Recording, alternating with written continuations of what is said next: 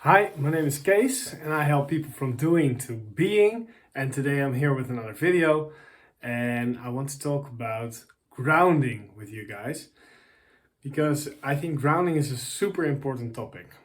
So, what happens when you have a spiritual experience or when you have this or a spiritual awakening, or what happens when you meditate a lot or when you're open or um, you watch a lot of television or you don't walk in nature a lot and you're a lot inside and you are on the computer a lot and things like that, what happens is you get ungrounded. And ungrounded is actually where your attention is not really on something that is solid, for example, like with the computer or with your screen or with um, television. Or your body is not really in touch with the ground or with nature. And there's lots of ways to get ungrounded, and one of these ways is to sort of float away in your experience. And if you, as a sort of spiritual practitioner, are focused a lot on your higher self or elevating yourself or doing inner work, you can get very ungrounded. And another way is if you're really sensitive to, and you sense different things of different people, situations, etc. You can also get ungrounded just because the things you are sensing, you're turning yourself away from them. You don't really like sensing all these things, and because of that, you can get ungrounded. So, what is grounding? Because we're talking about being ungrounded, but what is grounding? Because that's I think a really important thing to realize. And grounding is actually where you, as a spiritual being, as a soul, and your spirit is or soul is your first form, you could say, the first expression from energy, the first duality that's created the first form, and from the spirit or the soul comes the mind, and from the mind comes the body. So when we're talking about grounding, we're actually talking about the connection between spirit or soul and the body, because all the energy, which is everywhere, of course, is connected in this form or related to this form. It's connected to the spirit or the soul or the essence, our spirit, soul's essence, our spiritual essence. And because of that,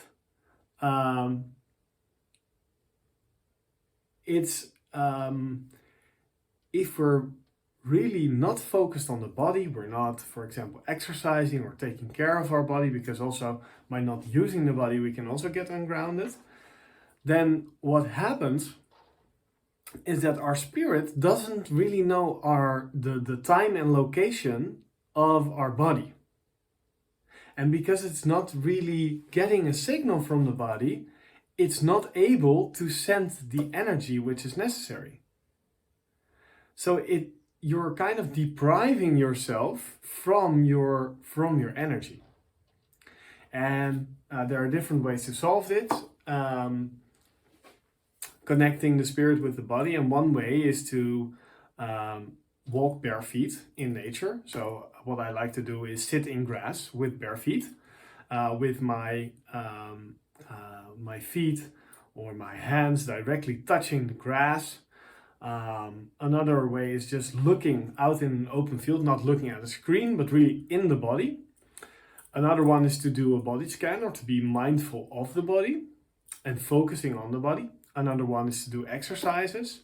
You can also do grounding meditations, and there are different ones I like, but I've created and made up one of my own, which I think is super effective. And I'll share that in a video later. And yeah.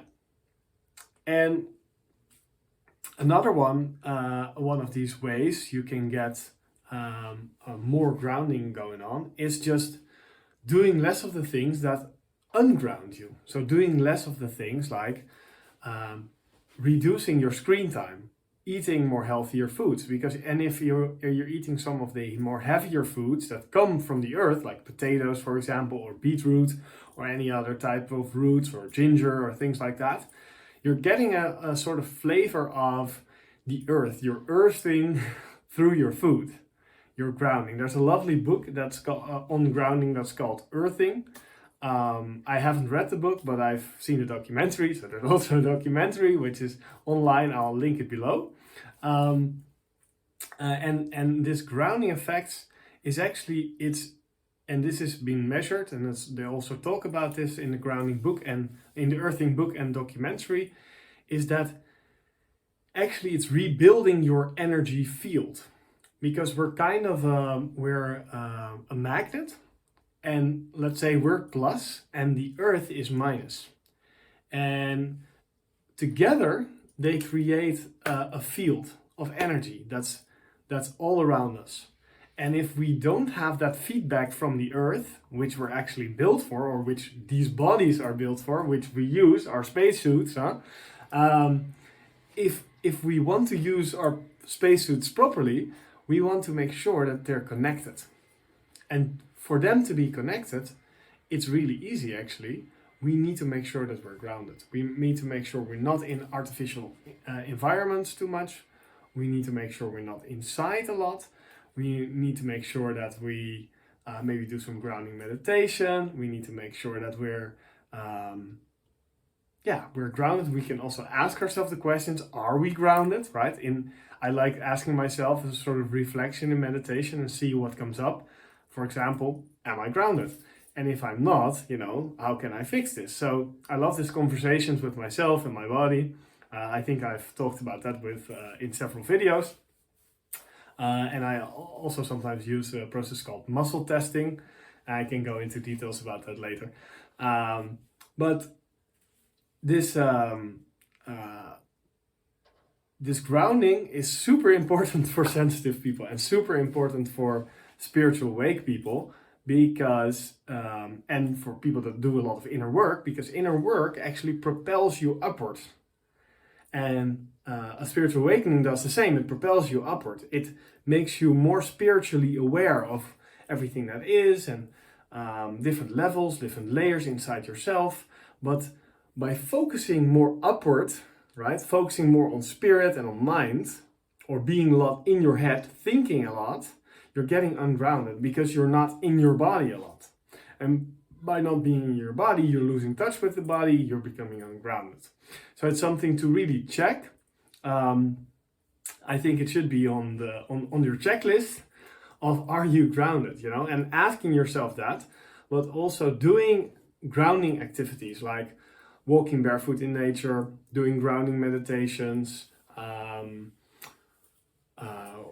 doing exercise, walking outside, taking care of your body properly by eating nutritious whole foods, plants, of course. Mostly plant food is very good for that. That's my explanation about grounding, and I think this is a life-saving thing for me. I think after my spiritual awakening, grounding was super big to help my energies calm down. And I've been grounding, I think, for only 6 months. And before that, I wasn't really aware, and my energy was not as stable as it is now, because I think for 4.5 years after my spiritual awakening, I found that my energy was not, I didn't have a lot of energy, and I was doing a lot of inner work, and I wasn't doing any grounding. And one of my spiritual teachers actually pointed me to, wow, I think you're really ungrounded, and this is a grounding meditation you can do. And I started to do some more research. So for me, it has extremely helped, and I've since then began Googling this with spiritual awakening, and found that lots of people that had a spiritual awakening were a little bit up in the air with their energies and not really connected to their body, didn't have a lot of bodily energy, were not really active, and which totally makes sense to me because they're ungrounded. And I didn't know this, and I didn't see this in all the spiritual videos I watched. So it was a really groundbreaking thing for me to discover grounding, and together with inner work and some of my deepest realizations, I think grounding is really important, because I think grounding is amazing for the body, as well as eating a good diet, getting some exercise, going outside, things like that. And for for the mind, inner work is super important, and letting go of our limitations. And for the spirit, or orienting from spirit, it's amazing to just let go and flow. And that's more of the non-duality perspective. And of course, the higher perspective we can get, and the higher perspective we can live in, the better the life we'll get, and the more easier we'll live. And that's why I, like to live in a non-dual manner, and use that as my main day-to-day thing. But I do take into account all these different helpful techniques and use them in a flowy way. So I don't have sort of morning routine where I do this, that, and I do that every day. No, I flow in the day, but I do take into account some of these things which are super helpful for me, like the grounding stuff. So, and I'm still evolving, of course. So I would love to evolve together.